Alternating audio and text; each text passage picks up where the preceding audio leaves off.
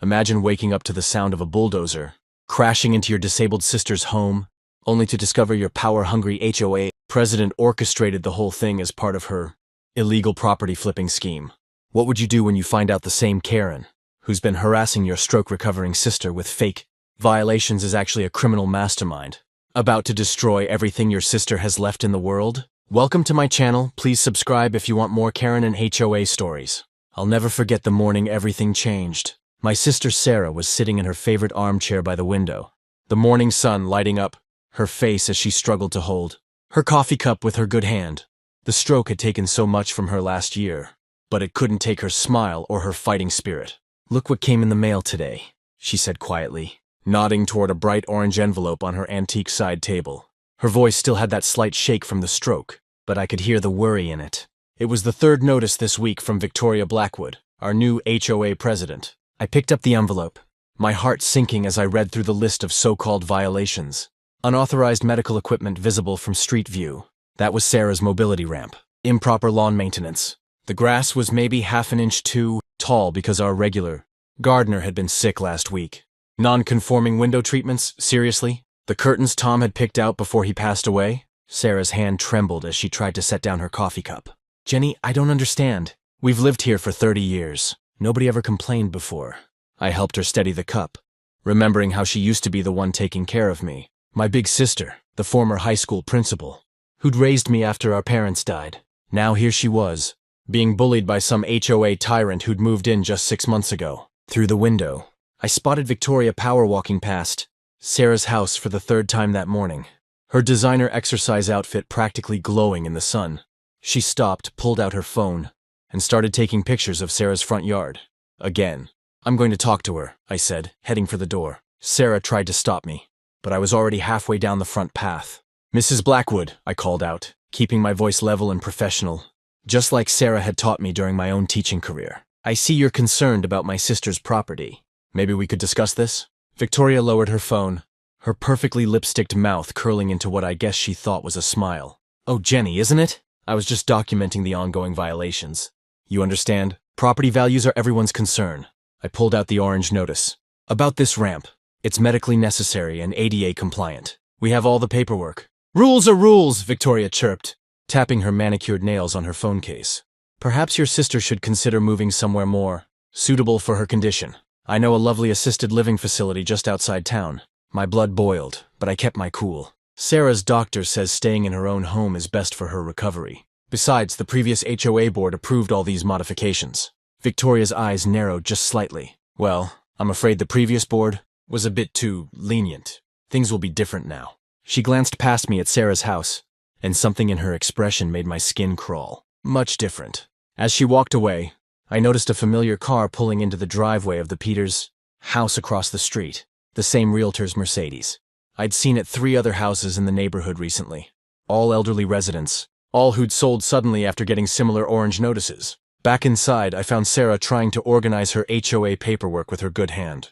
"Maybe she's right," Sarah whispered, a tear rolling down her cheek. "Maybe I should just sell." I took her hand, the one that still had feeling, and squeezed it gently. "No way, this is your home. Tom built that garden wall brick by brick. Your grandkids learned to walk in this living room.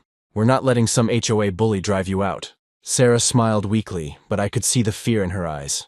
As I helped her sort through the papers, a document from 2 years ago caught my eye. The HOA bylaws had specific rules about home modifications for medical needs.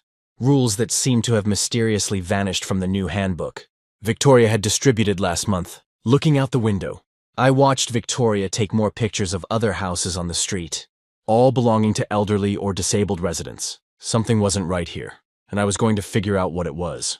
I just didn't know then how deep this rabbit hole would go, or how dangerous Victoria Blackwood could be. The morning I found Sarah sobbing over her physical therapy bills was the day everything changed. Victoria Blackwood's silver Mercedes was parked outside our house again, and I could see her through the window, taking photos of Sarah's medical equipment ramp with her iPad. My blood boiled, but I kept my cool.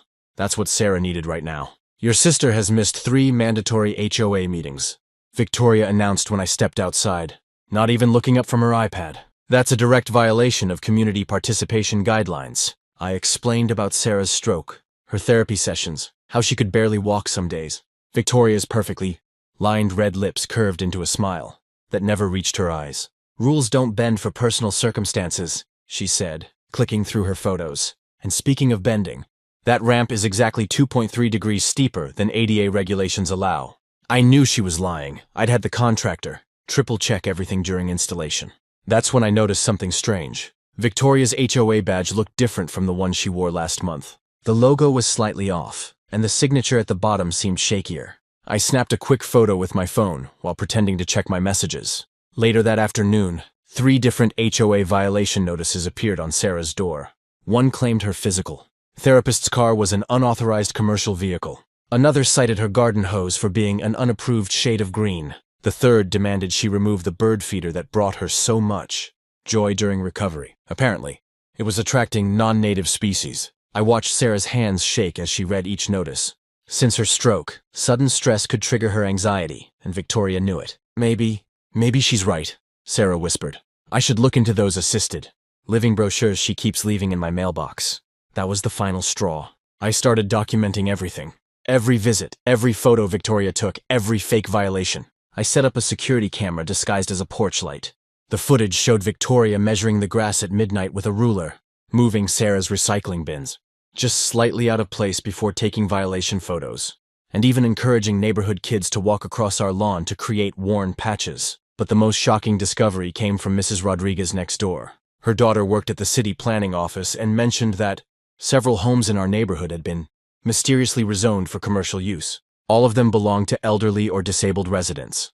I took all this information to my friend Lisa, a local reporter. She was particularly interested in the different HOA badges I'd photographed. "Official HOA credentials don't change mid-year," she said. Unless, that evening, Victoria showed up at Sarah's door with 2 men in suits. They claimed to be from the HOA Compliance Board, but their badges looked just as odd as Victoria's. Through the security camera, I watched them pressure Sarah to sign some papers, calling them standard violation remediation forms. Sarah's hands were shaking so badly she could barely hold the pen. Just before she signed, I burst through the door with our family lawyer on speakerphone. Victoria's face turned the same shade as her lipstick, and the men quickly excused themselves, leaving the unsigned papers behind. What they didn't know was that I'd already made copies of everything: the fake badges, the mysterious rezoning documents, the violation notices with their mismatched letterheads. I even had footage of Victoria telling another elderly resident that people like you bring down property values. As Victoria stormed off that evening, she paused at the end of our driveway. "Perhaps your sister should consider selling," she said sweetly, "before things get difficult." She glanced meaningfully at Sarah's beloved rose garden, the one thing that still brought her joy and recovery. That night, reviewing the security footage, I noticed something in the background of Victoria's latest visit.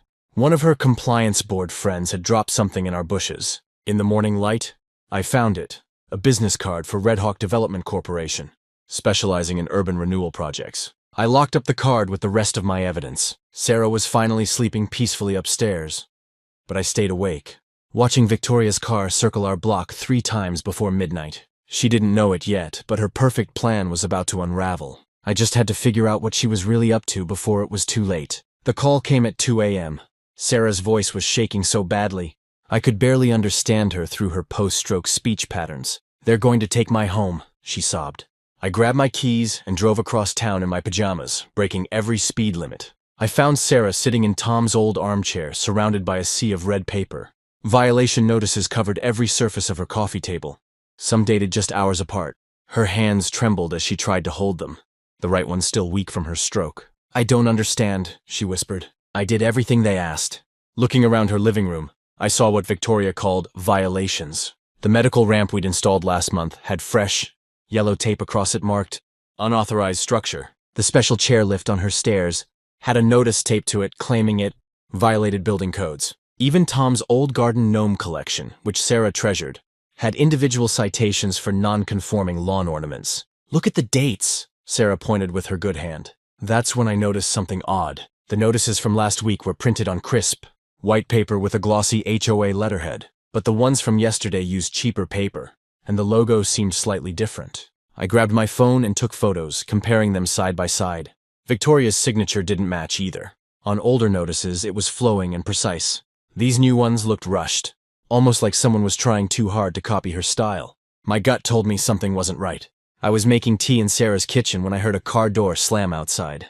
Peeking through the curtains, I saw Victoria marching up the walkway at midnight, placing more notices on Sarah's door. She was wearing luxury workout clothes and designer sneakers, quite a step up from her usual bargain store attire. When did that change happen? Sarah's hands shook as she opened the latest notice. Final warning, property condemnation imminent. The paper listed violations I knew we'd already fixed. Uneven walkway bricks, overgrown shrubs, peeling paint. But we had photos proving the repairs were done.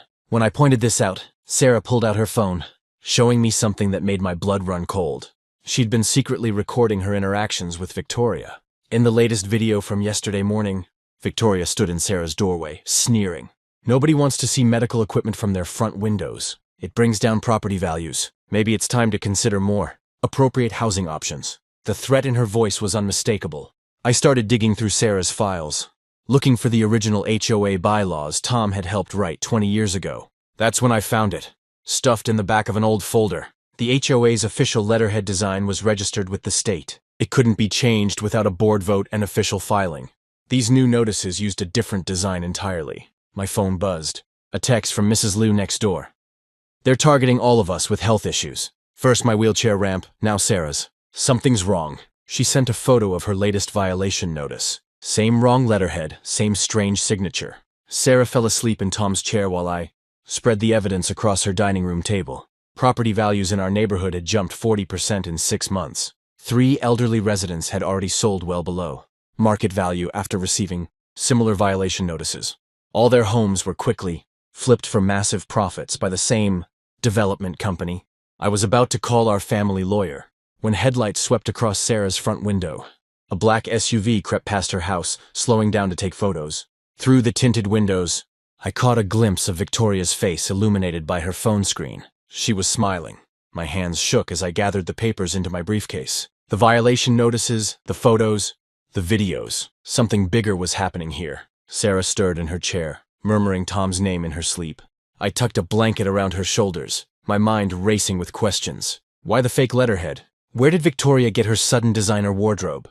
And most importantly, what was she planning to do with all these false violations? The answer came at sunrise, with the roar of heavy machinery starting up down the street. I couldn't sleep that night after seeing Sarah so upset. Something about those HOA letters kept nagging at me. At 2 a.m. I spread all the documents across my kitchen table. Every citation, notice and threat Victoria had sent over the past year. That's when I noticed it. The HOA logo on the newer letters was slightly different, with a thinner font and misaligned text. My hands were shaking as I dug through Sarah's old files. Thank goodness she never throws anything away. I found HOA documents from 3 years ago when old Mr. Jenkins was president. The letterhead was completely different, and the official stamp had a registration number Victoria's letters were missing. I called my friend Lisa at the county clerk's office first thing in the morning. Can you look up our HOA's official registration? I tried to keep my voice steady. The wait felt like hours as she shuffled through files. That's weird, she finally said. Your HOA's last official filing was 18 months ago. There's no record of a leadership change. My heart was pounding as I drove to the local print shop. Jimmy, who'd done our HOA newsletters for years, looked confused when I showed him Victoria's letters. We haven't printed anything for your HOA in over a year, he said. They switched to some new company I've never heard of. Back home, I started a spreadsheet tracking every HOA bank statement I could find. The numbers didn't add up. Large withdrawals to companies that didn't exist. Service charges for work that was never done. Victoria had been bleeding our HOA funds dry, but where was the money going? I was about to call Sarah when Mrs. Rodriguez from down the street knocked on my door. Her hands clutched a stack of papers similar to Sarah's violations. I think something's wrong, she whispered.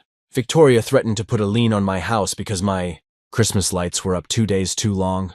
But look at this. She pointed to the signature on her notice. It was completely different from the one on my sister's papers. My phone buzzed with a text from my other neighbor, James. He'd been taking his evening walk and spotted Victoria meeting with someone in a black SUV behind the community center. The man was wearing a construction company jacket, and they were looking at what appeared to be property maps.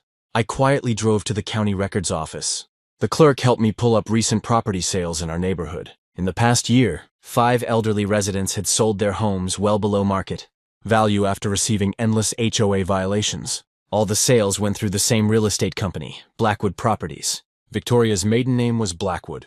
The pieces were falling into pieces when James called again. This time, his voice was shaking. "There's a bulldozer parked at the construction lot behind the community center," he said.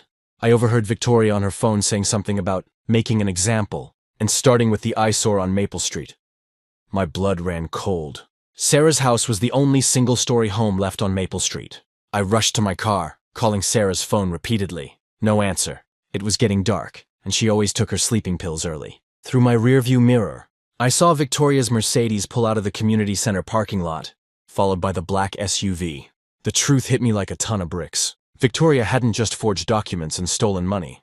She was orchestrating a hostile takeover of our neighborhood, forcing out vulnerable residents to flip their properties. Sarah's house, with its valuable corner lot location, was her next target. My hands trembled as I called 911. But would they believe me in time? I had evidence of forgery and fraud.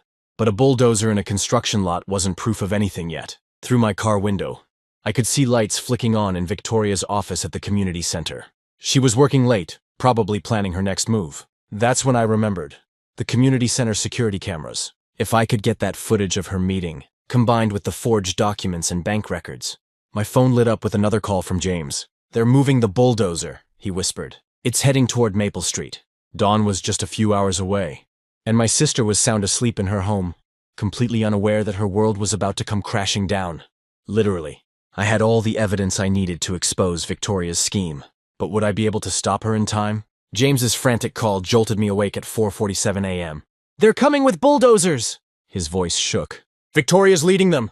I threw on my clothes, grabbed my phone, and ran to my car, my heart pounding so hard I could barely breathe. Sarah was still asleep in her home, probably curled up in Tom's old reading chair, where she'd been spending her nights since the stroke. The sunrise was just breaking when I screeched onto Maple Street. The rumble of heavy machinery echoed through our usually quiet neighborhood. There she was, Victoria Blackwood, standing in her pristine white pantsuit, directing a construction crew like she was conducting some twisted orchestra. A massive yellow bulldozer idled menacingly near Sarah's beloved rose garden wall. I slammed on my brakes and started, recording with my phone while dialing. 911, emergency services. "What's your—" I cut them off, words tumbling out. "They're trying to demolish my sister's house with her inside. 1247 Maple Street. Please hurry." Victoria's face lit up when she saw me, not with surprise but with satisfaction. She held up a document with an official-looking seal. "Demolition order," she announced, like she was reading a winning lottery ticket. "Your sister's property has been deemed structurally unsound and a danger to the community." "That's impossible," I said, keeping my phone steady, recording everything. "We just had an inspection last month." My free hand was already texting our family lawyer, Robert. Sarah's house was the same one our grandparents had built in 1962. Every inspection had passed with flying colors. Victoria's smile turned cruel. "Things change, especially when properties become—" She paused for effect. "Liabilities." Behind her, two men in hard hats started unrolling construction tape around Sarah's property. I spotted unfamiliar company logos on their vests. Redline Development. Mrs. Martinez from next door came running out in her robe. "I called the police too," she shouted. "They can't do this!" More neighbors were emerging, drawn by the commotion. Some started filming with their phones. Victoria's smile flickered, but she squared her shoulders. "Start with the wall," she commanded the bulldozer operator. The machine roared to life. I ran toward Sarah's front door, but one of Victoria's goons blocked my path. "Ma'am, this is now a construction zone. No unauthorized personnel." That's when I saw movement behind Sarah's bedroom curtains. She was awake, probably confused and scared. The bulldozer's arm raised, casting a shadow over the garden wall. Tom had built stone by stone during their first year of marriage. "Victoria!" I screamed over the engine noise. "There are people filming this. You'll go to jail." She laughed, actually laughed, and shouted back, "By the time your lawyers get involved, it'll be too late. Sometimes progress requires sacrifice." The bulldozer struck the garden wall. Stones Tom had carefully selected from the river crumbled like chalk. Sarah's screams pierced through the chaos. High, terrified sounds that cut straight to my heart. I ducked under the goon's arm and sprinted for the house. Behind me, Victoria was shouting something about trespassing, but I didn't care. I could hear police sirens in the distance. "Just a few more minutes," Victoria said to someone on her phone. "Get it done!" I reached Sarah's bedroom to find her clutching Tom's photo, tears streaming down her face. The right side of her body, still weak from the stroke, trembled violently. Another crash from outside. They'd broken through the wall completely now. "You need to get up," I pleaded, trying to help her stand. We have to get out of here. The bulldozer's engine grew louder, closer. Sarah's grip on Tom's photo tightened. I can't leave him, she whispered. The police cruisers finally screamed into view, lights flashing. Victoria's voice rose in pitch, ordering the bulldozer to continue. But the operator was already powering down, hands raising in surrender as officers approached with weapons drawn. I looked out the window to see Victoria trying to get into her Mercedes. An officer caught her door before she could close it. Her white pantsuit was now stained with dirt and sweat. Her perfect composure shattered as they pulled her out and cuffed her. Sarah's bedroom wall still shook with each impact. The bulldozer's momentum had carried it forward even after shutting down. Glass trinkets fell from her shelves, shattering on the floor like the broken pieces of our once peaceful life. But Sarah was safe in my arms.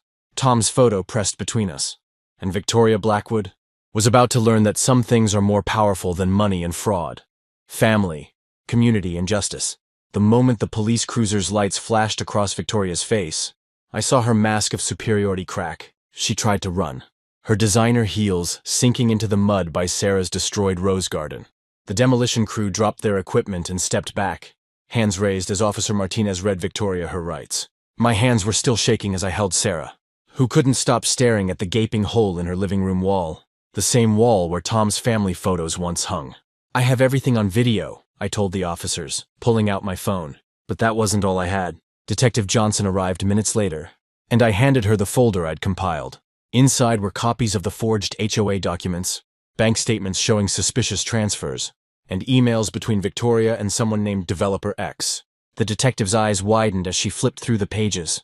There's more, I said, pulling up the security camera footage from Mrs. Wu's house across the street. The footage showed Victoria sneaking onto properties at night, deliberately damaging landscaping, and then documenting the violations the next day. But the smoking gun was her conversation with the building inspector, caught clearly on audio, planning the accidental demolition. Victoria's perfectly styled hair was a mess now as they searched her car. Inside, they found a laptop with files, labeled target properties, and a list of elderly residents with medical conditions. Sarah's name was at the top, marked in red with the note, "Example needed, minimal resistance expected." The news van started arriving as neighbors gathered, in their robes and slippers. Mrs. Wu brought Sarah her special tea. Mr. Garcia, a retired contractor, was already measuring the damage and making calls to his construction buddies. Our neighborhood had always been close, but Victoria had tried to break that spirit. The detective's radio crackled with news that made Victoria sink to the ground. They'd found her partner, the corrupt building inspector, trying to board a flight to Mexico. He'd already confessed to their scheme, targeting elderly or disabled homeowners, creating fake violations, then forcing them out to flip the properties for luxury development. Sarah squeezed my hand as they put Victoria in the police car. She picked the wrong sister to mess with, she whispered.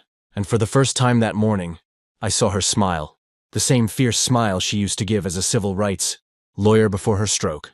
The next few weeks were a blur of insurance adjusters, detectives, and community meetings. Victoria faced multiple felony charges: attempted manslaughter, fraud, forgery, conspiracy, and destruction of property. The district attorney was particularly interested in the pattern of targeting disabled residents, adding hate, crime enhancements to the charges.